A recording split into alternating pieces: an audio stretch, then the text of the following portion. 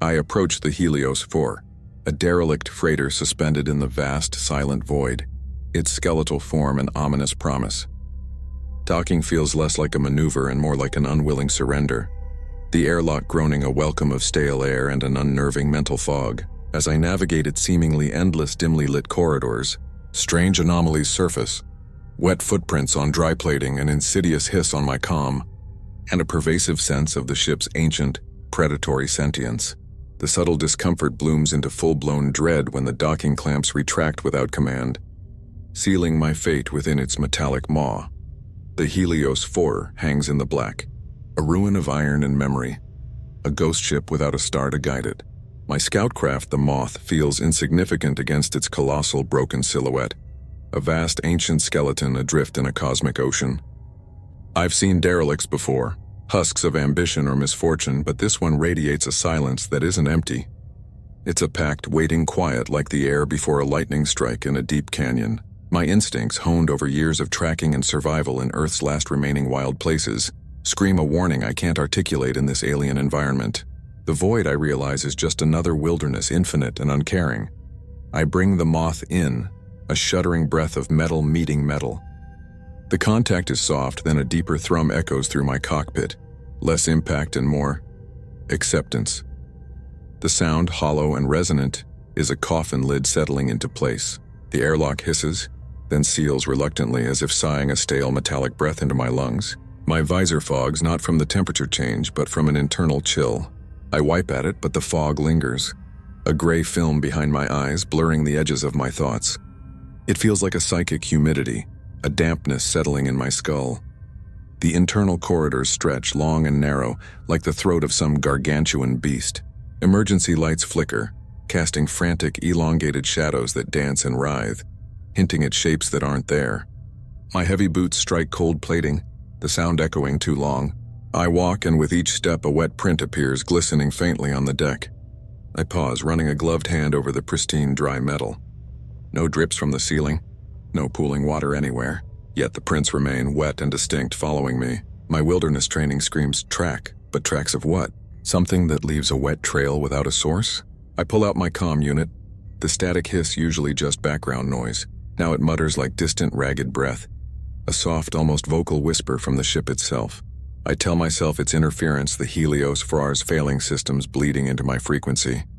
But the sound is too regular, too rhythmic. It's like listening to the wind through ancient pines if those pines were made of dying circuitry. I reach out, my hand flat against the cold hull. A faint vibration hums beneath my palm, a low, resonant note that seems to course through my own bones. It's not the shudder of machinery, not the echo of distant repairs. It's too organic, too slow, like a giant sleeping creature shifting in its slumber. The ship doesn't resent being touched, I realize. It's acknowledging me, inviting me in, drawing me deeper. A prickle of unease crawls up my spine, a familiar chill I felt when stalking a predator through a silent forest. This ship is a forest, dense and dark, filled with unseen eyes. Every shadow feels like a lurking presence, every silence a held breath. The sheer scale of the vessel, its internal vastness, begins to feel less like architecture and more like an endless, naturally carved cave system, primordial and indifferent to my presence. I'm not just exploring, I'm entering. Then the comm unit on my wrist blares. Not static, but a single sharp tone. The readout flashes, amber warning light pulsing, docking clamps disengaged. I check my console, my heart a sudden drum in my chest. No command issued. No malfunction reported. The Moth is free to drift away from the Helios 4 at any moment, untethered. Except I'm inside. My scout craft, my only way back, just pushed itself away. The freighter hasn't just accepted me. It has swallowed me whole, sealing its gullet around me with a terrible, silent hunger. The ship breathes around me, a slow, deep inhalation that pulls me further into its echoing metallic depths, and I can almost feel its patience. The derelict vessel yields no easy answers. Its nameplate violently erased, leaving only gouged metal. Deeper within, the hull's walls seem to pulse with a faint, chilling breath of condensation, alive in an impossible way. Consoles offer only broken patterns of static, a twisted mockery of an SOS, while my helmet's display conjures fleeting phantom images of myself just behind me. The mess hall holds trays that steam only in my perception, Decades cold to all instruments as a scraping metallic gate begins to echo the rhythm of my own steps, closer and closer. Then a horrifying whisper erupts from my radio in my own voice. You shouldn't have come here. The nameplate is a ghost. Where the ship's identity should be, there's only a raw, gouged-out oval, as if some immense blunt claw had systematically scraped away the very memory of it. The metal screams its violation, a testament to a force that didn't just want to obscure but to annihilate any trace of its former designation. My gloved hand traces the ruin, the cold, scarred steel a mute, unyielding witness. This isn't the work of time or corrosion. It's deliberate, violent erasure, leaving the ship feeling less like a hulk and more like a tomb whose occupant clawed free. I move deeper into the hulk, my heavy boots thudding softly on the grimy deck plating, the sound swallowed by the oppressive silence. It's a silence thick and heavy, like the ancient, mist-laden air of an old-growth forest shrouded in perpetual dusk, where the light struggles to penetrate the canopy. Here the very hull itself begins to feel alive. The walls aren't merely damp with condensation. They pulse, faintly, imperceptibly at first, my mind dismissing it as an optical illusion in the low light. But once my attention latches onto it, I can't unsee it. A slow, rhythmic expansion and contraction like skin breathing, the entire metallic structure exhaling a cold, clammy film. The moisture isn't mere atmospheric effect.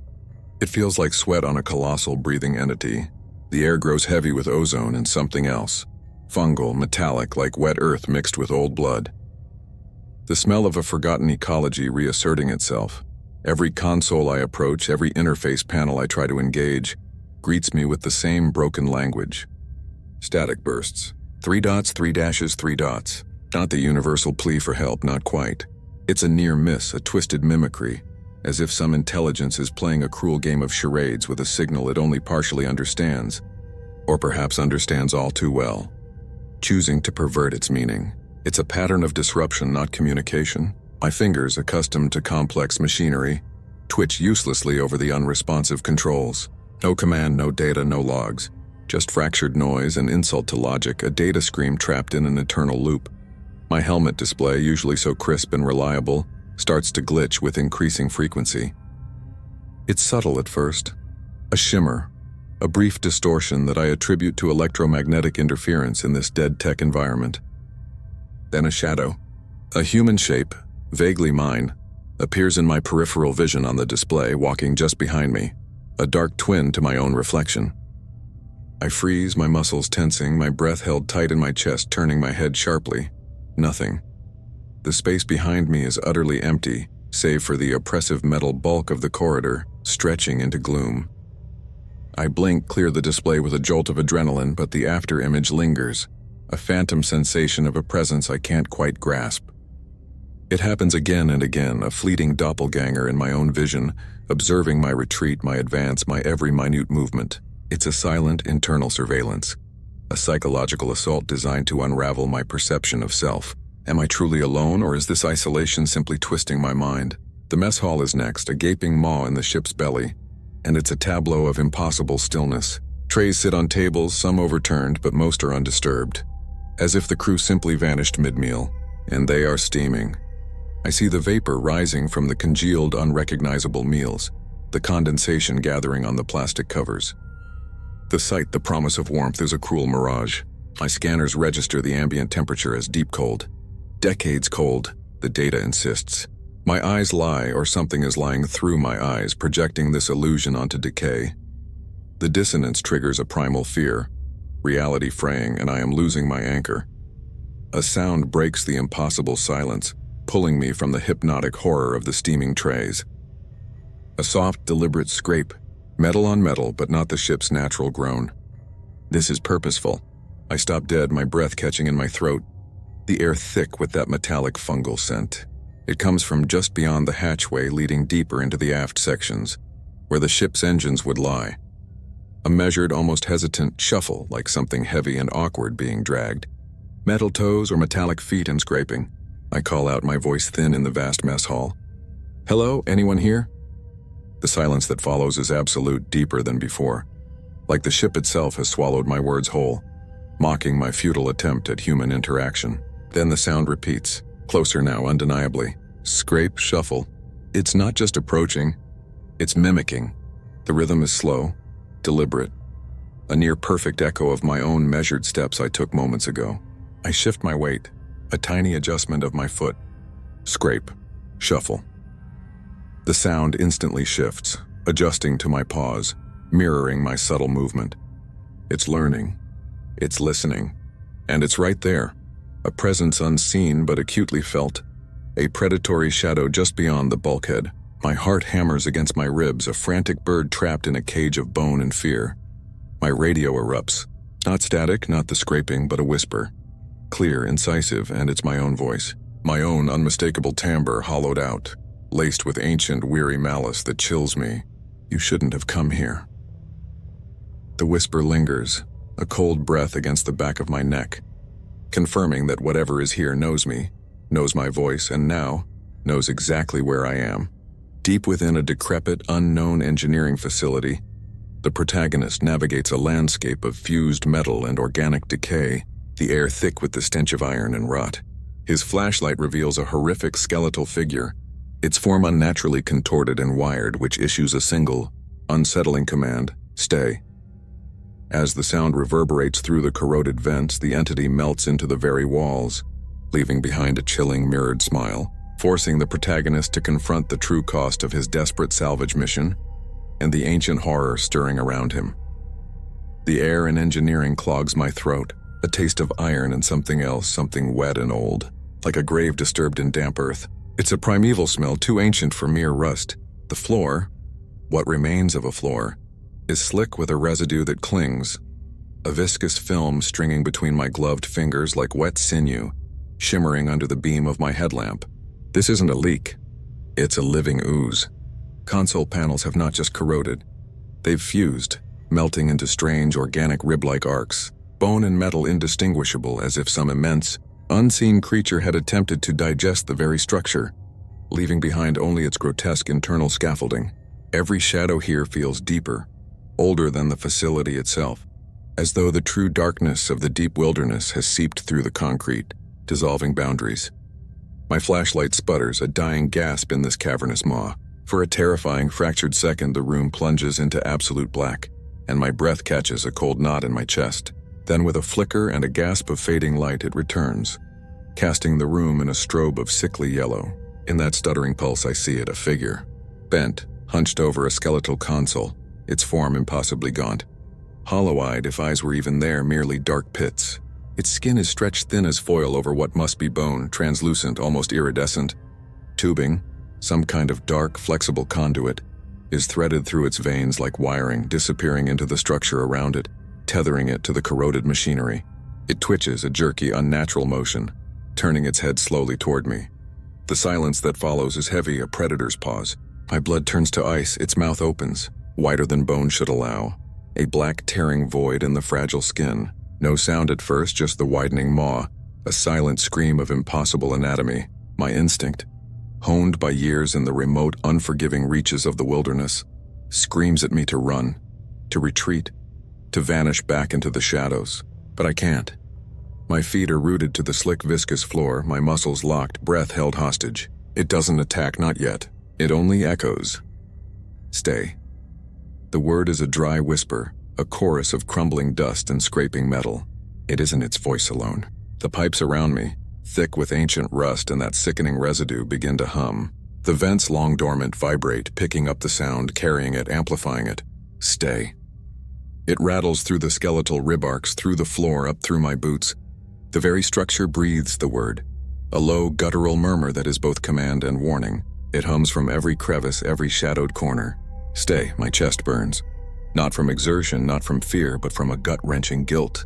I volunteered for this salvage, deep in the forgotten hollows of the north, drawn by the desperate promise of payment, a chance to outrun the debts that haunted my waking hours. Not for survival, not for discovery, just for money. And now the true cost of that desperation, of that blind pursuit, presses in on me. The thought of my life, my family, feels distant, a fading signal in a storm. This place, whatever it is, has been waiting. The figure twitches again, its hollow gaze fixed on me. And then, slowly, impossibly, it begins to dissolve. Not to dust, not to ash, It liquefies, melting skin and bone and wiring, collapsing into a viscous, silvery black metal, glistening like mercury under the flickering light. It flows, a silent stream, down its own contorted body into the fused console and then down into the floor, into the very walls of the engineering section. It slips into the unseen cracks, into the organic metal veins of this unholy structure. As the last of it vanishes, a ripple of movement against the metallic surface of the wall, something forms there, distinct and horrifying. A smile. It's not the creature's smile. It's my own, reflected back at me, too wide, too sharp, a grotesque mockery of recognition. The last trace of the figure, a final lingering echo, a silent laugh, swallowed by the metal and the shadows. The humming of stay fades, but the silence that replaces it is worse, heavier, pregnant with an unseen presence. The cold, wet sinew of the floor still strings between my fingers. A silent invitation. The ship is no longer a vessel but a tomb, its former crew grotesquely reshaped. I discover Sparks, his bones sickeningly fused with the ship's plating, his eyes alive but his mouth sealed by an organic metal bond. My desperate attempt to free him with a cutting torch only makes the ship shriek, and Sparks convulses, his chest rupturing not with blood, but with a spray of glistening, cable-like tendrils. As his radio whispers my name, the tendrils pulse, waiting, a new, horrifying form of life emerging from his demise. The air in the maintenance shaft is thick, a cold metallic tang overlaid with something else, something wet and coppery that prickles the back of my throat. It's the scent of the ship, but changed. Not oil and ozone, but organic rot fighting with heated steel. The emergency lights flicker, weak pulses against the encroaching gloom, turning the familiar bulkheads into a labyrinth of shifting shadows. Every breath is a whisper, every creak of settling metal a scream in this oppressive silence. The crew isn't gone. They're just, different. I've seen enough out in the deep void to know when something is utterly, irrevocably altered. This isn't a malfunction. It's an assimilation. I find Sparks in Engineering Bay 7, half submerged in a tangle of conduits, his service suit split wide. It's not an accident. His bones, those calcified structures that once held him upright, are now meticulously threaded into the ship's plating. Ribs curve around a pressure valve like grotesque rebar. His spine snakes into a power conduit, disappearing into the dark, pulsating heart of the ship. It's a grisly biological architecture, a living support system for a structure that should be inert. His eyes, though, those are still Sparks. Wide, glistening with a viscous film, they track my movement, pleading. His mouth is a stitched line, sealed shut by the same organic metal fusion that holds the rest of him. No words, no cries, just the awful, silent plea in those eyes, begging for release from this unholy union. My stomach lurches, but I force it down. Years out here, facing everything from solar flares to asteroid storms, nothing has prepared me for this quiet, profound violation. This isn't death as I know it. It's a perverse, eternal integration. I raise the cutting torch, the plasma blade humming, a blue line against the darkness. Sparks, I croak, my voice alien in the vast space. I'm getting you out. The torch touches the plating near his wrist, a fine, precise cut aimed at severing the bond. But the metal doesn't just hiss.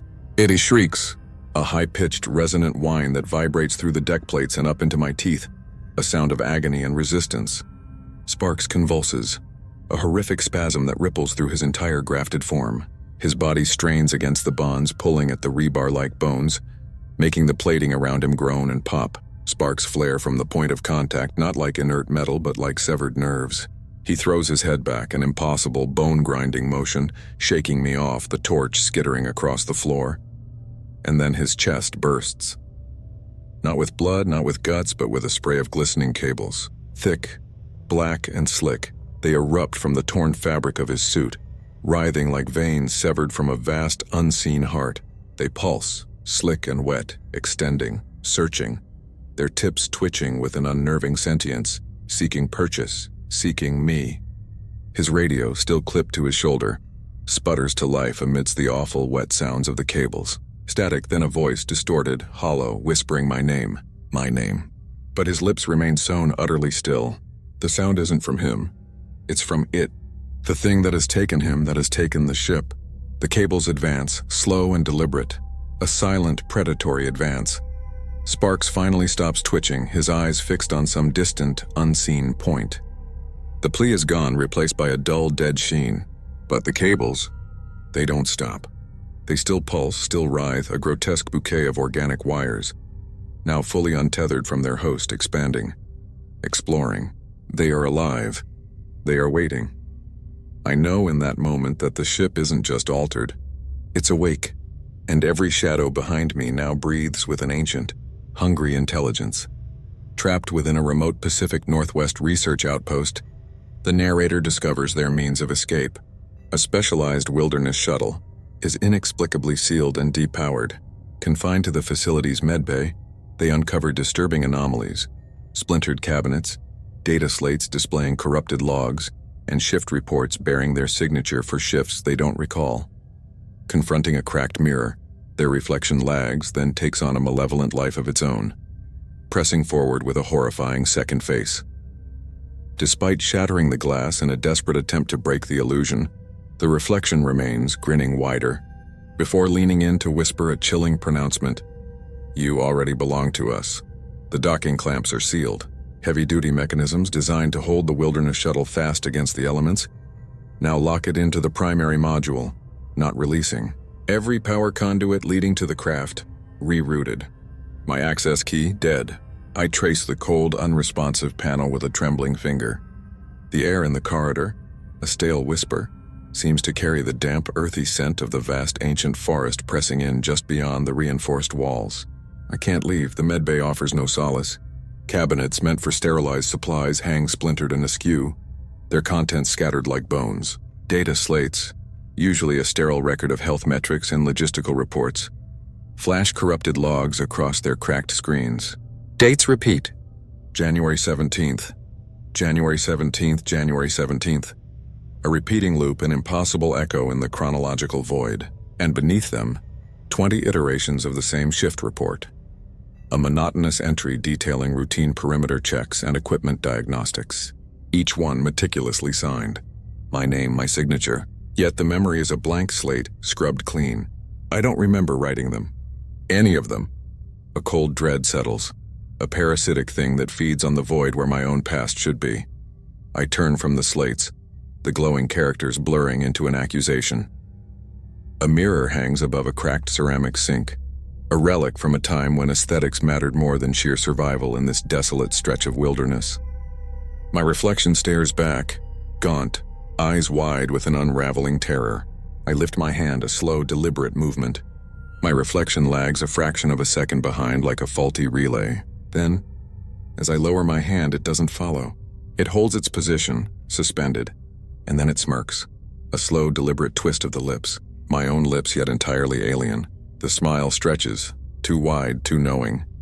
An impossible rictus that tugs at the corners of my eyes, pulling them into a cruel, narrow gaze. My stomach lurches. Something stirs behind the glass, an indistinct shape pressing forward, like a second face waiting to replace mine. A phantom twin shimmering just beneath the surface. It distorts the glass, making the surface ripple as if it were water, not solid. The air in the small room thickens, growing heavy with the scent of pine needles and something else. Something metallic and old, like a fresh wound in ancient earth. I punch the mirror. The impact jars my arm, a sharp pain radiating through bone. Shards scatter across the grimy sink and floor, glittering like broken starlight, but the other face doesn't.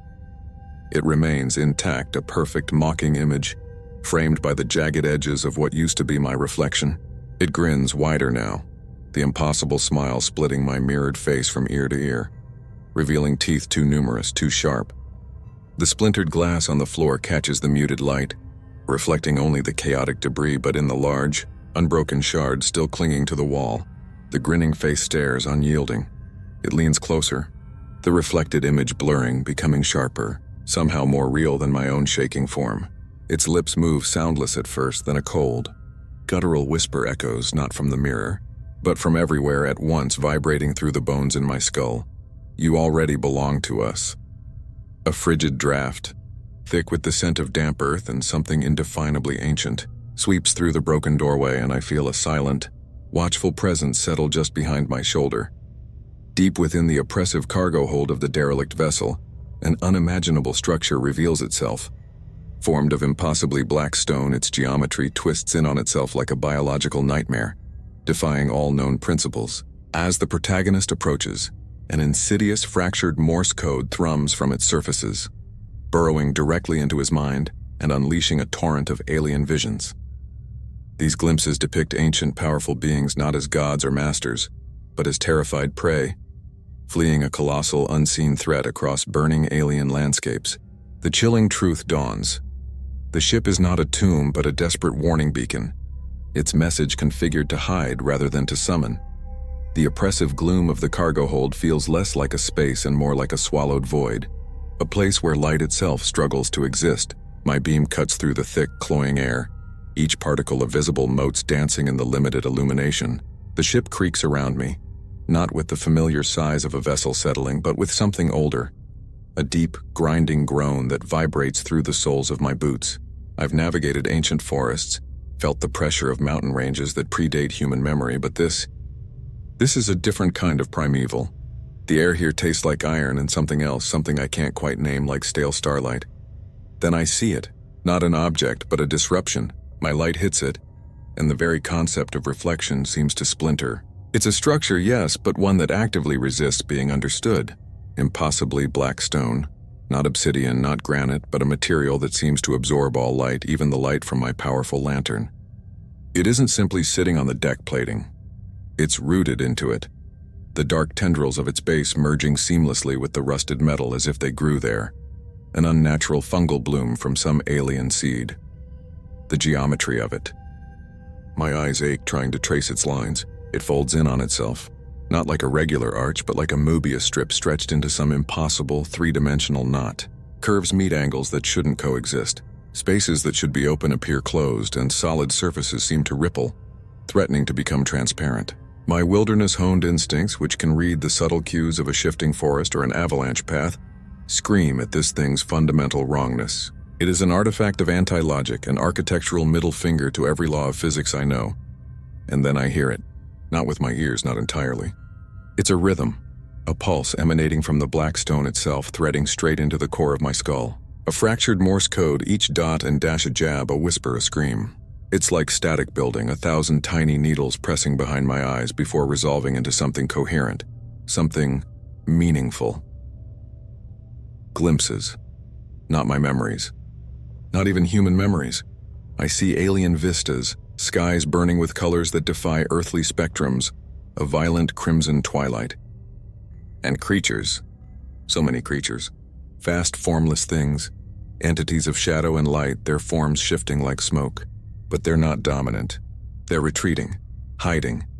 Their desperate ancient fear, a tangible thing that washes over me, an ocean of pure terror. They weren't gods. They weren't masters. They were prey. The realization hits me like a physical blow, cold and absolute. This ship, this floating monument to impossible physics, isn't their tomb. It's their warning beacon. A last, desperate message from a species on the brink, not meant to summon the powerful, but to hide from something even more ancient, more powerful, more utterly devastating. The message that drills into my brain, bypassing my understanding of language, is a primeval shriek of caution, a plea to be unseen, unheard, to remain buried. My stomach knots, a cold hard stone of dread forming in my gut. This wasn't meant to be found. The message wasn't meant to summon, it was meant to hide. This wasn't an invitation. It was a desperate plea for concealment, a cosmic do not disturb sign planted in the cold dark. A low thrum begins, vibrating through the deck, through my bones. The black stone structure flares alive, not with light, but with a deeper, more profound blackness, a darkness that seems to pull at the very air, stealing warmth, stealing sound. And then the comms crackle. My personal comm unit, the one designed for simple human communication, fills with it. Hundreds of voices. Screaming. A chaotic symphony of terror in languages I could not understand. Yet their meaning is crystal clear. Pure, unadulterated, unyielding horror. They are here, and I am still hearing them, even now. Their voices not fading with the years, but growing louder, closer, echoing from the dark space just behind my eyes. Time unravels. marked by a watch that shows days lost despite sleepless vigilance. The character, an experienced outdoorsman, finds his own footsteps echoing back, a cruel trick of his fractured mind, compelling him to chase a phantom of himself deeper into a derelict facility. He stumbles into a forbidden hydroponics chamber where coppery vines pulse with life, bearing fruit that bleeds metallic ichor. A familiar, beloved voice, his long-dead sister's, hums from the vents, offering an irresistible promise of rest, drawing him into the embrace of the living vines. The watch face is a smear of numbers, digits bleeding into one another. Days or hours or weeks, I can't tell. My eyes sting, sandpaper over raw nerves, yet I haven't closed them. Not once. The forest outside, a thick wall of primeval green, feels closer than ever. Its damp breath seeping through the metal walls of this forgotten outpost. Every shadow holds a deeper, colder black. My own breath rasps in the quiet, too loud, too ragged. Then the footsteps begin. Not mine exactly. They are a half-beat behind, a perfect echo, distorted just enough to be alien. Thump, thump, thump. I stop, frozen, listening. The sound stops with me. I take another hesitant step, and there it is again. A taunting counterpoint. It moves just around the bend. A phantom of my own progression. Panic, cold and sharp, cuts through the dull ache of exhaustion. It's me, I think. It's me escaping, and I have to catch it. I have to catch myself. I follow the sound, a desperate, illogical pursuit. My own boots slapping against the grimy floor, chasing the ghost of their former cadence. The corridor stretches, an endless tunnel of peeling paint and flickering, failing emergency lights that cast long, hungry shadows. The air grows heavier, thick with a cloying, organic sweetness that quickly turns fetid. My senses scream, but my mind is a sieve leaking reason. The phantom footsteps lead me to a wide, reinforced door, half ajar, groaning on rusted hinges. Steam, heavy and green-tinged, billows out, carrying the rank sweetness. This must be it. The hydroponics lab. I push the door open, the sound of metal shrieking in protest. Inside, it's a living nightmare. No orderly rows of soil and neatly cultivated plants here. The entire chamber is choked with vines thick as my forearm, snaking from floor to ceiling, consuming every surface. They are not merely green. They pulse with an unnatural coppery sheen like exposed veins, throbbing faintly with a dark internal light. It's like stepping inside a colossal metallic heart, still beating. The humidity is oppressive, pressing down, a wet blanket of decay and growth. Dangling from the monstrous vines are clusters of fruit, swollen and grotesque. They shimmer with the same coppery hue, but where their skins have split, a viscous dark liquid seeps out, dripping onto the fungal matted floor below. It's not sap. It glistens with a metallic iridescent quality, like dried blood or oil. My stomach clenches, an empty, burning pit of hunger, but my every fiber rebels. This is not food. This is an offering, a trap. You can rest now, brother. The voice, oh God, the voice. It hums, a low, melodic thrumming that seems to resonate from the vents above, but also from the very air, the very vines. It's her, my sister, dead years ago in a flash flood that tore through the valley. Her voice soft, comforting, the timbre unchanged like a memory-given breath. It's safe here. Let go, just for a little while. My breath hitches. My sister telling me to rest. The words are a cruel balm on my raw, exposed nerves. Every fiber of my being, the outdoorsman in me, screams danger, screams mimicry, screams trap. But the man, the broken, sleepless man, simply wants to surrender. The exhaustion is a physical weight pressing me down, making my knees buckle. I kneel amidst the tangled roots at the edge of the chamber, the sickly sweet air filling my lungs, the copper glow reflecting in my hollow eyes. I reach out trembling towards the nearest vine. It's smooth, cool, almost slick beneath my fingertips. It feels alive, so incredibly alive. The voice grows clearer, more insistent, a lullaby woven from grief and longing. Just let yourself go, Elias. As if on cue, the vines respond. Not gently, not lovingly. They writhe. A tendril, thicker than any I'd seen, lashes out with a swiftness that belies its bulk. It wraps around my right wrist, then another around my left, cool and surprisingly strong. They're not just gripping. They're tightening, the copper veins visible beneath their skin now pressing into my own. A mimicry of pulsing life. I gasp, struggling, but the fatigue has stolen my strength. The humming grows, not from the vents now, but from the copper veins beneath my skin, a lullaby beginning to bloom. A chilling transformation consumes me as an insidious infection rewrites my very being. Metal threads piercing skin and veins glowing with circuitry. The ship's familiar corridors morph into living, breathing steel, guiding my unwilling body toward a sinister core. Witnessing a fallen crewmate reanimate, their ribs splayed to reveal pulsing wires in twisted devotion. A desperate scream catches in my throat, replaced by a torrent of static. My own hand, now a puppet, begins to etch alien symbols in blood, signaling my irreversible assimilation into the ship's evolving, horrifying consciousness.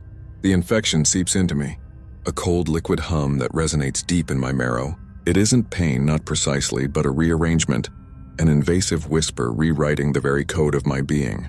My blood thickens, not with clotting, but with something denser, something metallic. I feel it, a subtle internal pressure, like fine wires pushing against the inside of my bones. A low thrum pulses behind my eyes, a rhythm that isn't my heart, not anymore. This sensation is older than thought, a forgotten language echoing in the newly forged pathways of my nervous system, slowly, irrevocably claiming what was once me. Then the external shift begins. My gloves, thick synthetic workwear, are the first to give way. Not tearing, but cracking. Thin, metallic threads pushing through the skin on my knuckles, splintering the fabric with impossible precision. They are not merely growing, they are extruding, like silver rootlets seeking purchase. Beneath them, my own skin stretches taut and feverish, and in the dim, emergency-lit gloom of the corridor, I see it. My veins flicker faintly. Not blue or green, but with a cold internal luminescence like intricate circuitry glowing just beneath the surface, tracing a map of something alien and utterly inhuman. The glow is faint but undeniable, a silent promise of complete metamorphosis. I stagger, a marionette with severed strings, through what were once the crew quarters.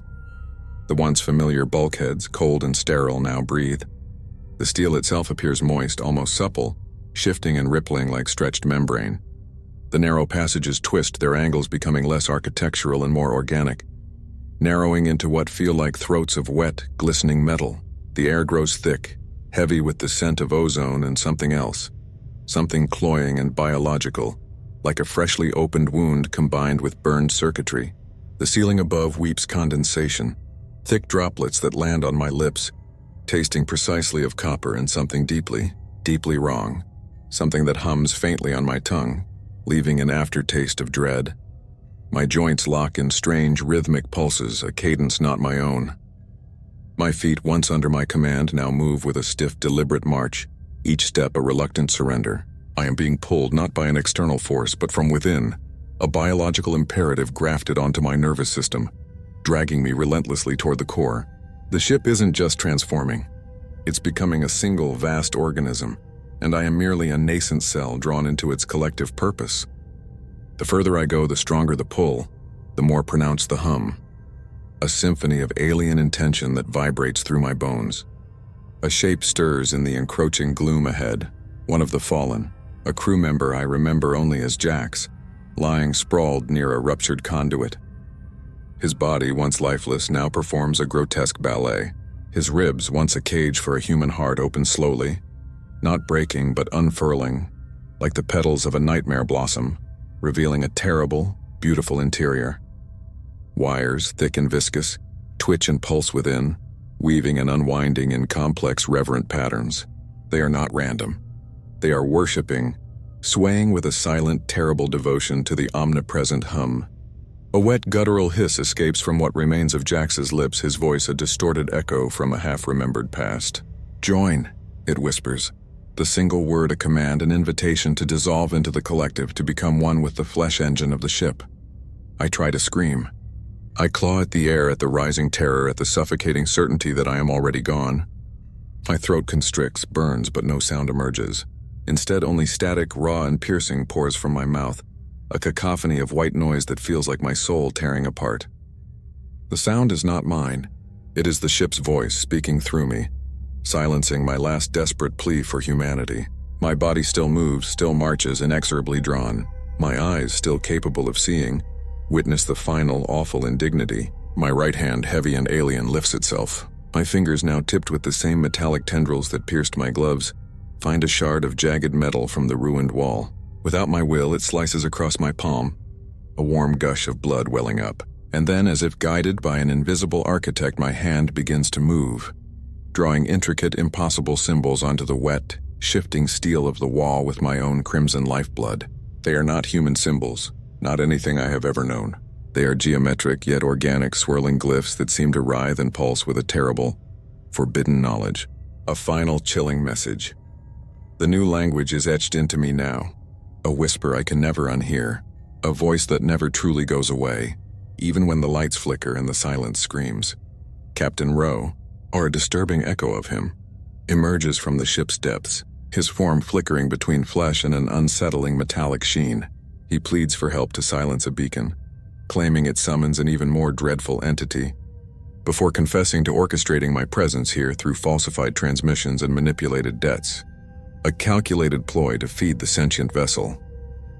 A raw fury battles with a strange primal relief as the chilling truth of his betrayal settles. Our hushed argument, thick with paranoia, culminates in his desperate, futile strike against my chest, only for his blade to shatter and my wound to knit itself with glowing wires, revealing the terrifying extent of my own transformation. The air in this chamber is thick, tasting of old rust and damp earth, like a tomb dug deep into a mountain's belly. But it's no mountain, it's this thing. A structure whose walls pulse with a low, resonant hum, a sound that vibrates in my teeth. Then I see him, Captain Rowe, or what's left. He stumbles from the shadow of a bulkhead that looks more like a petrified lung than anything crafted by human hands. His eyes are wide, sunken, but there's a flicker of recognition in them, a spark that quickly drowns in a sea of terror. His skin, it's a shifting mosaic. One moment, the weathered, sun-baked face of a man who spent too many years on the sea. The next, a grotesque geometry of polished chrome and intricate clockwork gears, briefly glinting under the sporadic bioluminescence that drips from the ceiling like viscous sap. The transformation is fluid, sickening, as if the very air here refuses a consistent form. His breath hitches. You have to help me," he rasps, his voice a strained whisper, competing with the ship's deeper pulse. "The beacon. We have to shut it down. It's calling something. Something worse." He gestures wildly towards a section of wall where veins of light thrum with an unnatural intensity, a rhythmic flash that seems to bore into the very fabric of my being. He's pleading, his terror raw and genuine, yet I feel a coldness settling in my gut. A premonition.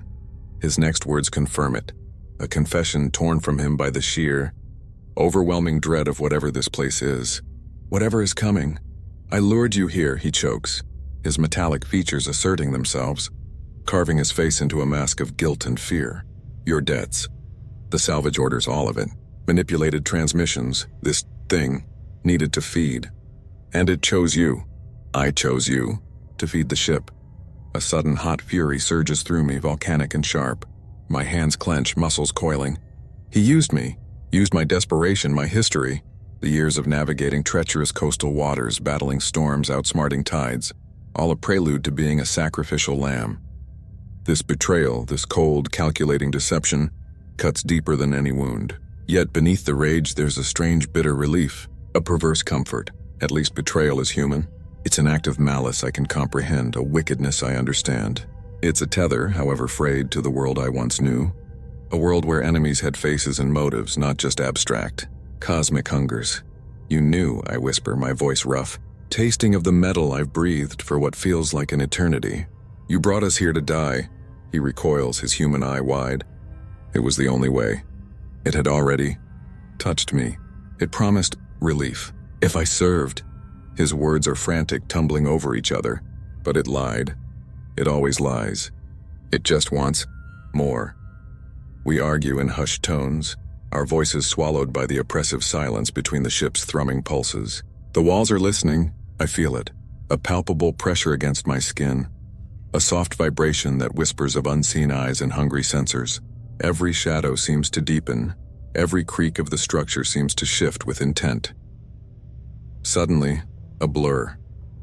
Rowe lunges, his hand now clutching a shard of jagged metal ripped from a console, its edge keen and dark.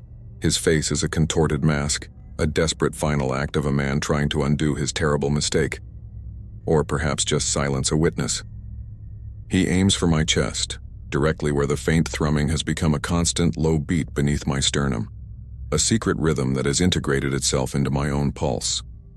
The blade strikes. There's a sharp, painful jolt, but no gush of blood. Instead, a grating shing as the metal shatters, splintering into impotent fragments against something hard, unyielding beneath my flesh. Ro stares, his eyes wide with horrified comprehension. A new searing pain blossoms, but it's not the tearing of tissue. It's a rapid knitting, a rebuilding. Where the blade connected, the skin draws back, then stretches, sealing itself with a network of glowing, iridescent wires that pulse with the same light as the ship's inner workings. The wound heals in moments, faster than any human body could manage, leaving behind a faint, luminescent scar. I look at Ro, and in the terrified depths of his glitching eye, I see my reflection. It is not the man I was. It is alien. My lips unbidden curl into a slow, knowing smile, a predatory smile. And then, without thought, without malice, only a profound instinctual hunger, I reach out and tear him open. The new senses bloom within me, and the world finally makes sense. Deep within the derelict, a core of impossible light pulsates, sinking to my very heart, revealing the ship's true, insidious nature, a lure for something ancient and predatory in the cosmic dark. The beacon, once thought a warning, is a mask, a deceptive signal for a vessel that feeds on unsuspecting life before it turns hunter. My memories splinter and dissolve, leaving only static where my identity once was as the ship awakens with an alien purpose. No longer drifting, it hums with predatory intent, aligning its engines without a crew, its true destination revealed as Earth itself. The core hums now, a deep resonant thrum that vibrates through the deck plates, up my legs and into my chest. It isn't a mechanical hum, it's alive. And it pulses, a slow, deliberate beat that falls into rhythm with my own frantic heart. Impossible light pours from its exposed conduit, not like a star, but like something unborn struggling to break free, a viscous, luminous energy that paints the metallic bulkheads in shades of forbidden violet and sickly green. My breath catches in my throat, a dry rasp. This isn't a derelict. I understand that now with a chilling certainty that steals the air from my lungs. It's a mask, a perfect silent lure. I've seen my share of dead ships adrift for centuries, monuments to forgotten voyages and fatal errors. But this one, the vagabond, she never died. She merely slept. And she was never truly meant for us, not for humanity, not for the scavengers and prospectors who dared venture into the fringes of charted space. No, this elaborate trap, this hollow shell of a vessel, it was laid for something else entirely, something that hunts in the dark between stars, a shadow that measures its hunger in light years. The beacon, that constant, insistent whisper on our long-range comms that first drew us in, it doesn't warn. It hides. It disguises itself as helpless prey, a flickering ember in the cold void, a dying star on a black canvas. It beckons not with a plea for rescue, but with the promise of sustenance. It feeds. It has fed for an eternity, siphoning strength, absorbing the essence of whatever cosmic wanderer, whatever curious life form, stumbled upon its deception. And now I realize it's fed enough. It's no longer prey. It's ready to become the predator.